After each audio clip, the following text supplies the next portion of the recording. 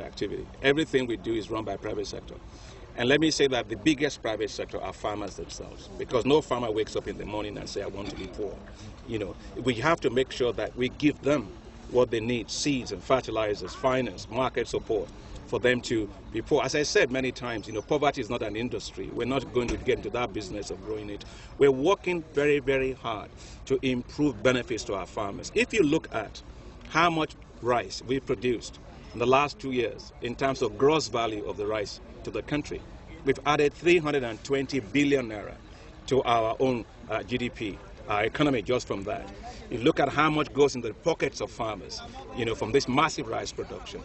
It's well over 170 billion naira. Now that means that we are making our own farmers richer. We're creating jobs in rural areas. You saw the jobs. You saw how many people are working here. When people talk about jobs, they think a job is something where you have a tie around your neck. In a rural area, the only way to get jobs is through agriculture, because people plant, they use labor. They weed, they use labor, right? They harvest, they use labor. They're going to thresh, they use labor. Agriculture is a very labor-intensive activity. And so from the rice work, we estimate that we've helped to stimulate 760,000 jobs. And you see many of the people working here. Just on this farm alone, they have 360 workers working on their farm. So you begin to see it. The way to have security in this country is to have inclusive growth process. And that process must carry millions of people out of poverty, and that's what you are having with agriculture right now in this country. Okay, sir. How much rice do Nigerians need to be self-sufficient? That is one. Yeah. And the second question is, what are we doing to transfer this technology to Nigerians? Because it's like we have the double harvesters being operated by them. If they should leave today, what happens? Are we going to still get that technology or what? Well, first and foremost, I think that, let me talk from the point of confidence, that the fact that you have an investor that is putting in $72 million into commercial local rice production in Nigeria tells you the confidence they have both in the economy, the confidence they have in the rice policy that we have. And that is a very important point to get. Second is that we are building capacity. They have here several other Nigerians that are working with them here. Skills have to be translated. If you go to school, you don't go to university in a day. You go to primary school, you go to secondary school, you go to A levels, then you go to university. You don't just wake up one morning and say, well, gee, I want to go and be a lawyer. You have to go through the training. And that's why we continue to get our young people to also understand the skills. We are building their skills and transferring those skills to Nigeria. I think that is really fantastic. If you look at how much rice we need in Nigeria, the total amount of rice we need to close the gap to be self-sufficient in rice, is we import today roughly 2.3 million metric tons of rice, maybe sometimes 2.4 million metric tons of rice.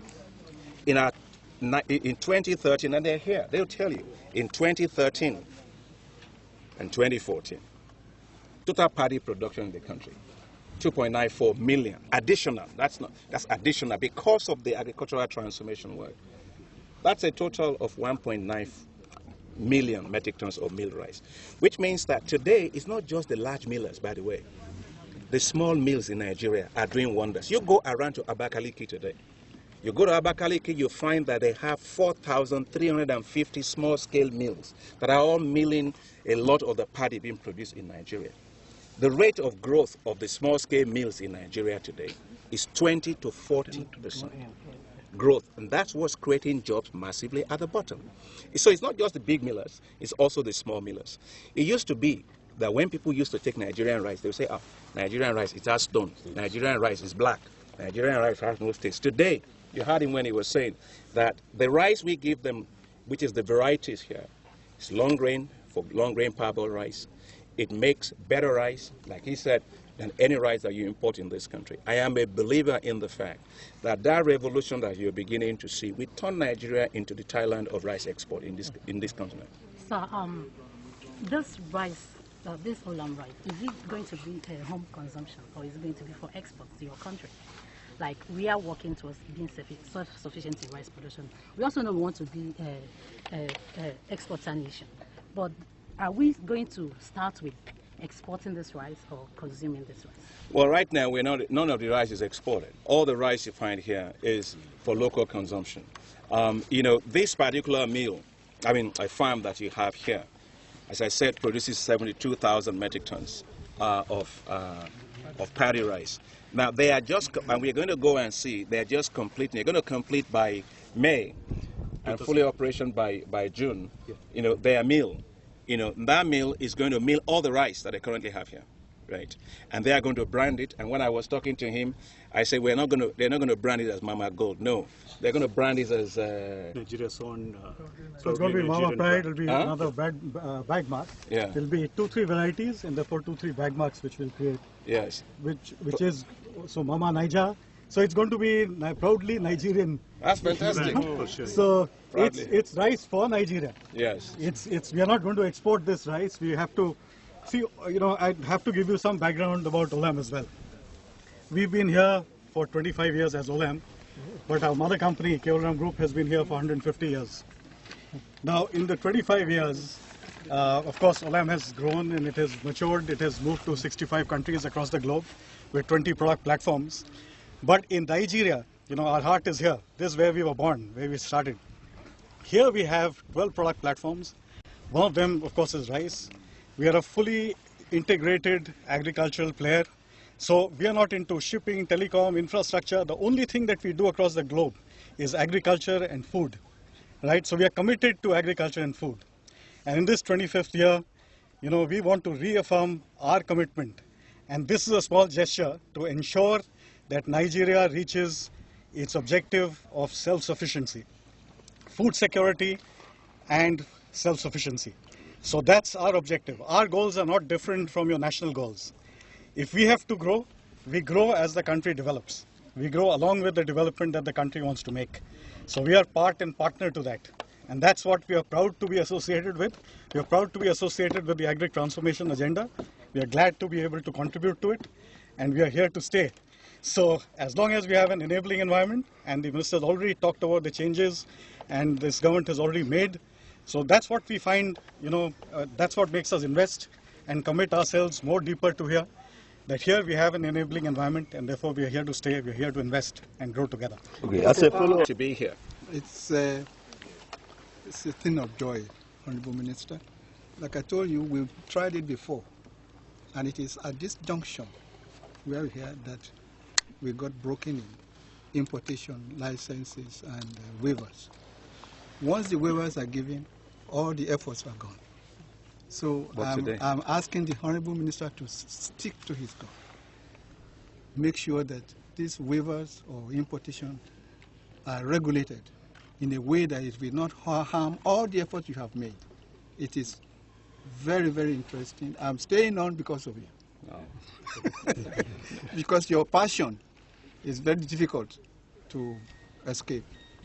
It's very, it's just nice to be with you, sir. And I just want to add one thing, sir. This big machine or the movie, the machine. We have some mini versions of it coming. From Africa. From Africa Rice. 25 of them. 25 of them. So it's not, you don't have to have such a big, gigantic something like this before you can do mechanized harvesting. They are coming. And by the end of the year, some of them, we'll be testing them all around some of the small clusters of farms. Yeah. Thank you. I think the point that he raised is important because we are working to help to bring in mechanized technology to our farmers that is also affordable. And these small-scale combine harvesters are the ones that we are going to be able to distribute to our farmers all across.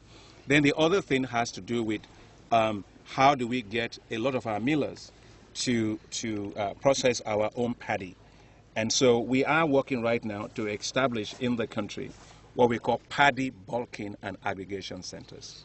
Those paddy bulking and aggregation centers is where farmers will bring their rice, where they will be graded, where they will be paid, and where the millers can come and buy. We are going to regulate the import of rice. In other words, only those that are producing rice locally, like you have here, and buying paddy from our farmers will get the allocation to import any additional deficit that might be there. But as we are right now, we are producing so much rice. My own view, and which is the president's desire, is not that Nigeria just be self-sufficient in rice. I am fully confident Nigeria will be a major exporter of rice. And I think that it's important for Nigerians to see this. There is a disconnect in our country between those that are sitting in urban areas and what is going on the ground in rural areas. Rural Nigeria is changing fast. Farmers are getting technologies like they've never gotten it before. Food production is rising more than ever before. You can see it. Yes. And jobs are being created more than ever before. Around this area, as he told you, the average yield of farmers used to be 1.5 tons per hectare. We introduced new rice varieties to them. Today they are getting yields of sometimes 4.5 tons per hectare. So there is a big change going on in rural Nigeria, that people need to understand. And I am really confident that we have to stay the course. Okay. When you come close to giving birth, you must push and give birth. And I think we're about just to do exactly that. Yes.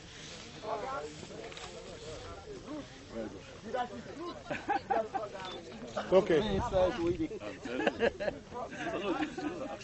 Yeah. Tell the story. Oh, yeah. Tell the story. Yeah. Absolutely.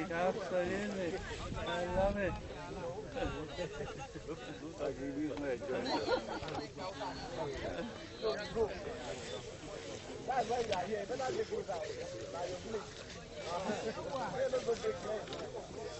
Good. You have a Zoom? Yeah, Zoom land. Okay. But my peanut here won't do it. Okay, to do it. Quick.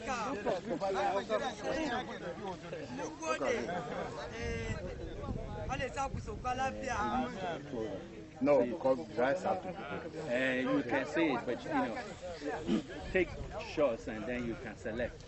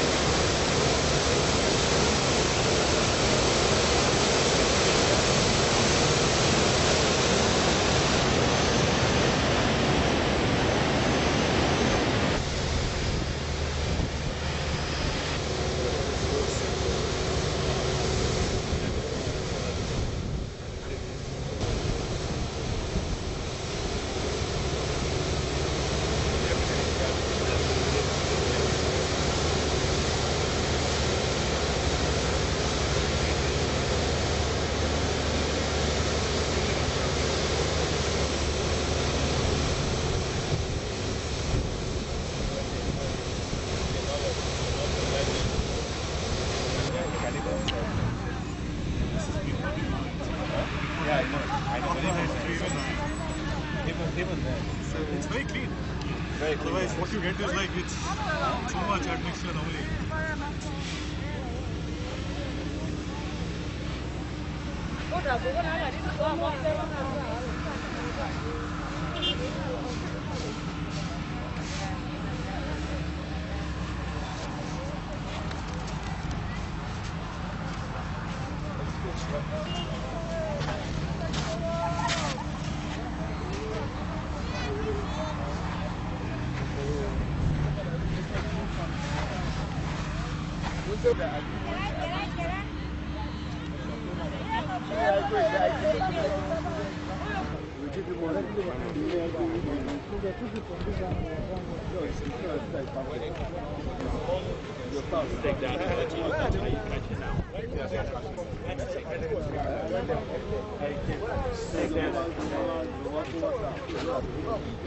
Don't mind about this thing at all. Your cup. Ahead. That's good. Ahead.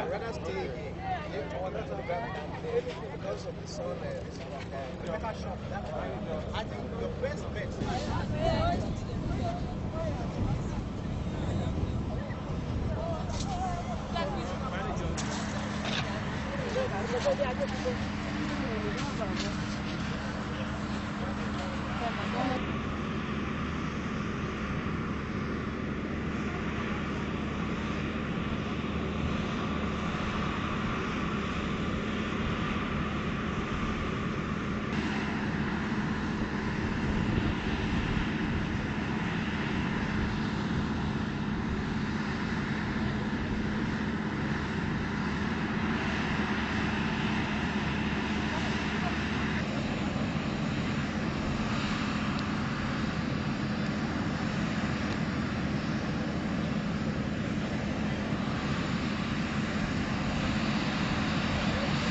And make people understand that these are rice.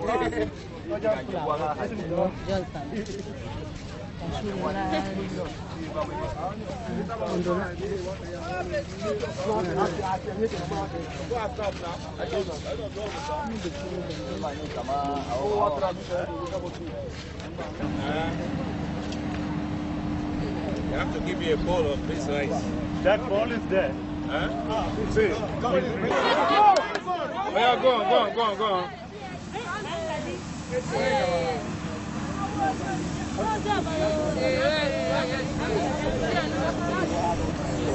Good.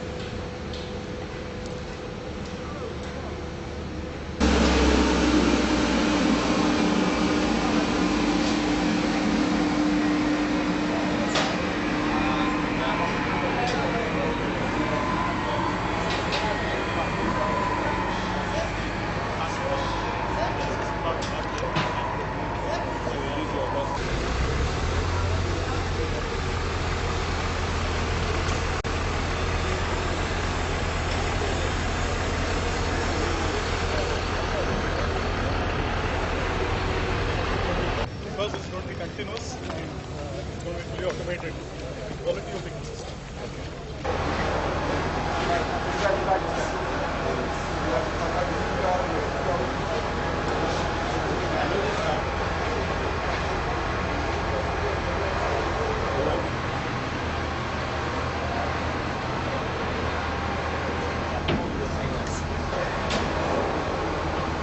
After DSP, these are separators which will be separated in three parts: brown rice, mixed again, and paddy which is not so not bad. And the brown rice will be moving from here to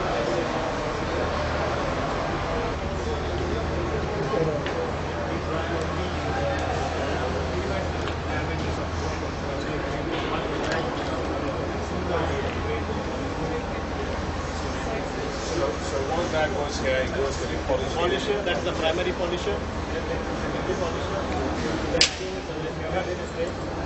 Then the color surface. Okay, where is the Sotex? It's the last. Let us know. What's the capacity of the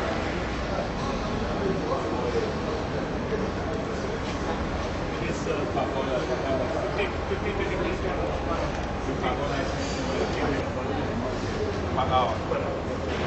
and drying is 50 tons per hour. 50, yeah. Drying is 50. So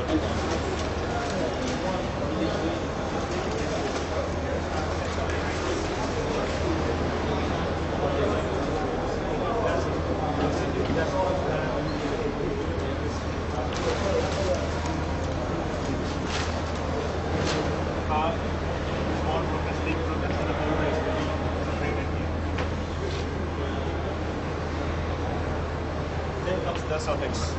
And after this color elimination, we'll be getting the final break stored in this. Beneath, we'll be having a packing machine, right. which after the packing enters the warehouse.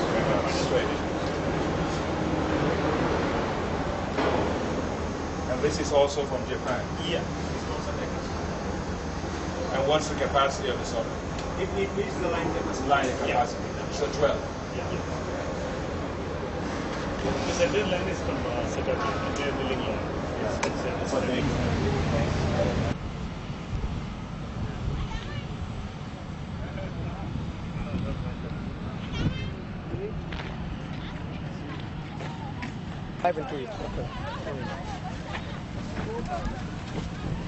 The most important thing is message.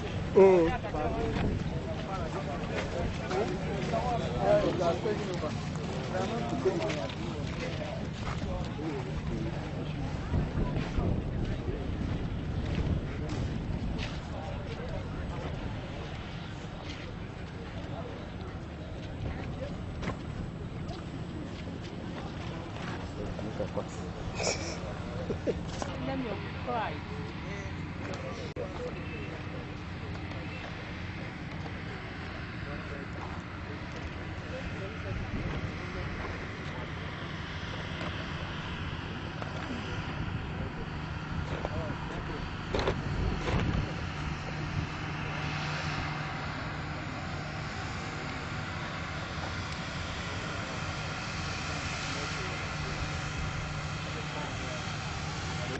Mr. Bala. Leave that. Sorry, leave. Excuse me. Prof, join them. Prof is there.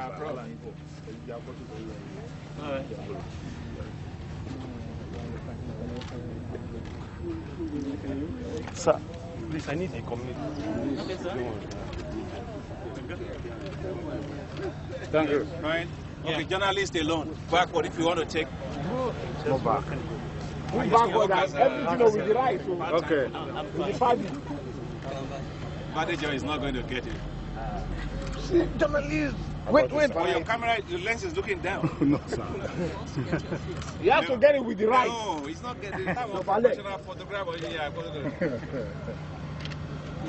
Camera ain't going to do it. Okay, sir. I'm not better than. Wait. Manager, you are not going the way I taught you.